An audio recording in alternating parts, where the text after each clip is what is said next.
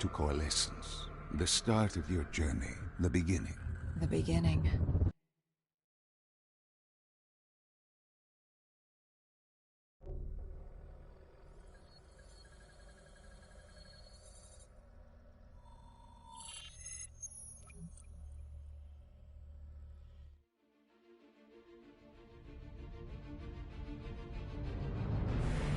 It started at Coalescence Singapore in 2070, 10 years after the disaster, after virus 6115 began its spread, after the dead began to walk the earth.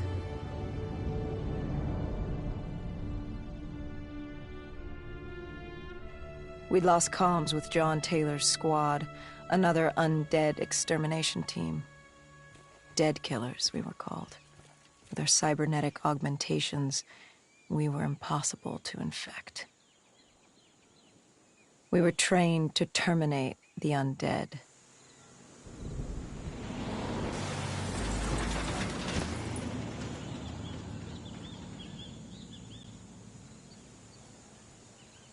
Hendricks was on edge.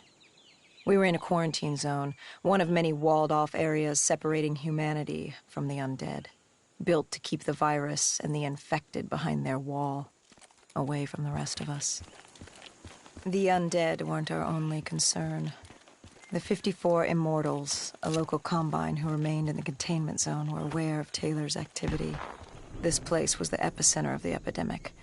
The 2060 Coalescence disaster created the cursed world we lived in today. Any activity at this site would set off alarm bells. Either way, our troubles were only just beginning.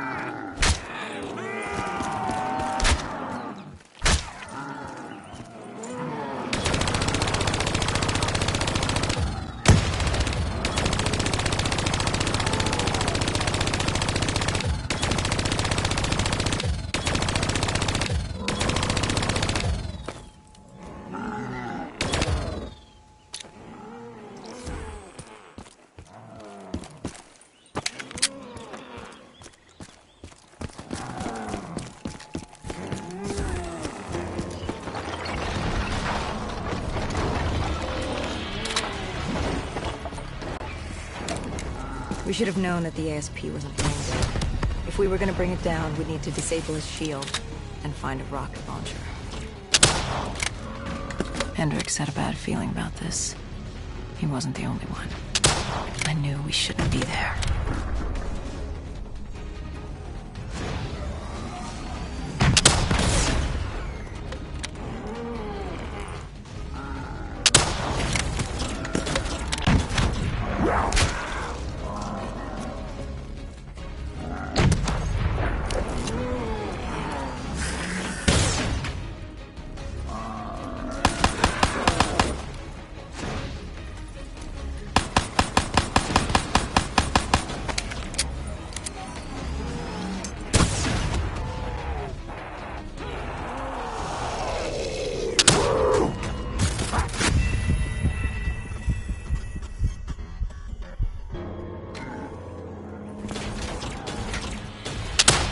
Hendricks had a bad feeling about this. He wasn't the only one. I knew we shouldn't be there.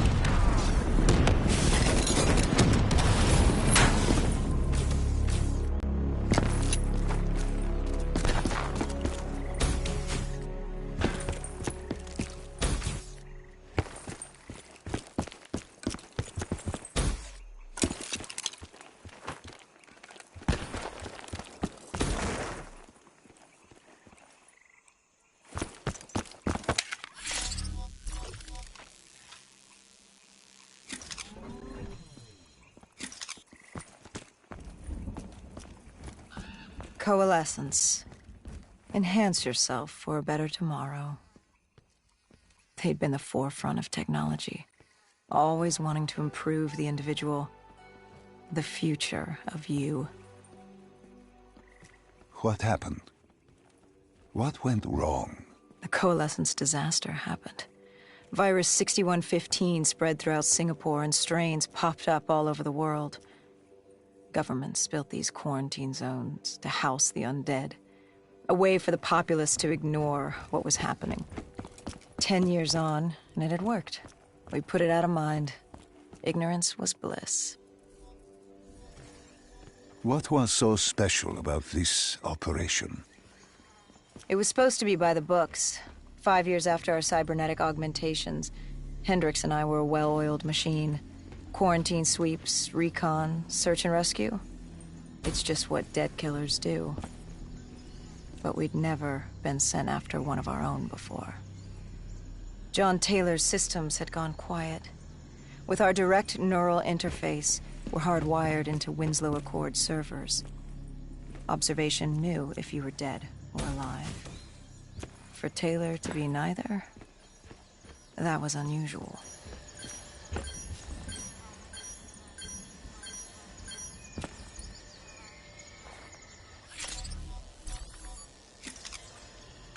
We located an EMF source and uploaded it to Central. It was a 54 immortal audio log, detailing unusual activity coming from the server room at the lowest level of the building. It couldn't have been more than a week old, probably why Taylor's team had been sent to investigate. Hendricks activated a recon drone to scan for life. We picked up a signal coming from far below.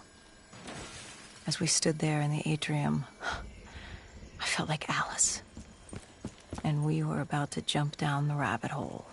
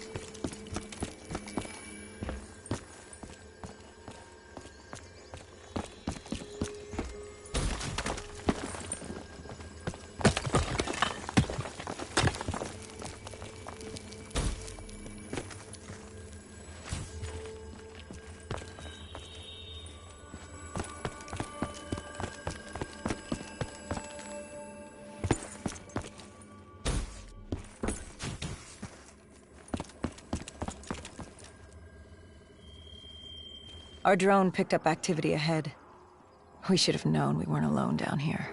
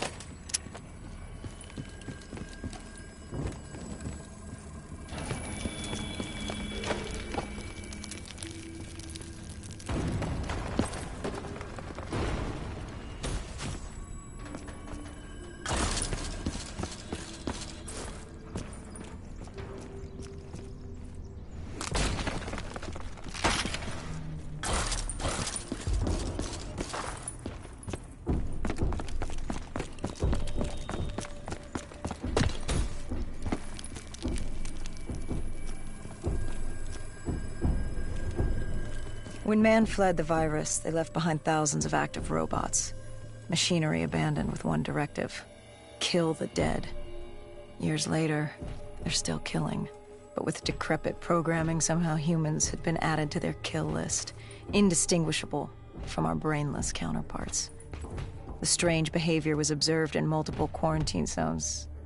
Another nuisance for us to deal with while on recon. We moved on.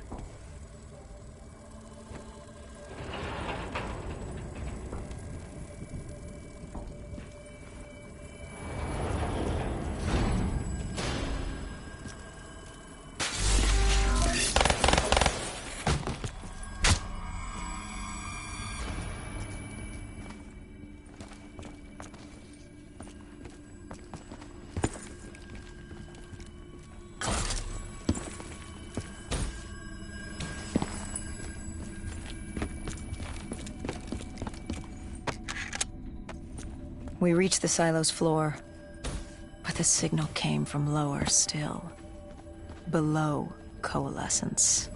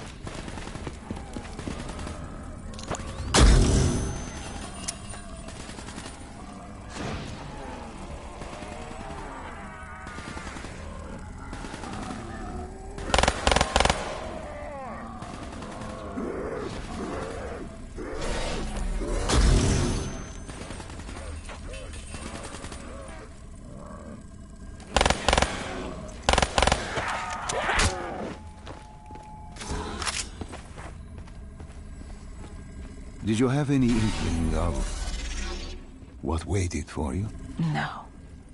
In hindsight, we should have put it together. But the fact of the matter, that day was supposed to be like any other.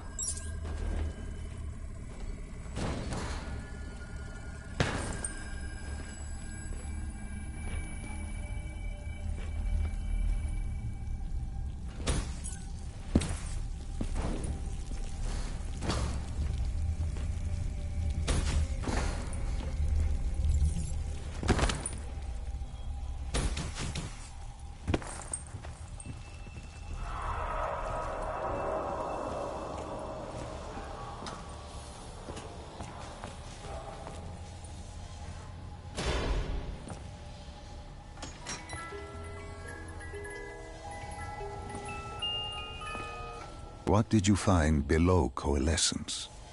A CIA black project. Project Corvus. Unknown to the world, and unknown to most people in the know. As off the record as it got.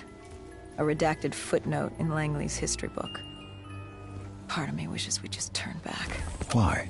It would have been easier. For me. For Hendricks. For the world. Is it such a bad thing? To want to be blissfully ignorant in the face of daunting adversity? We didn't have a choice. Those who find fate thrust upon them rarely do.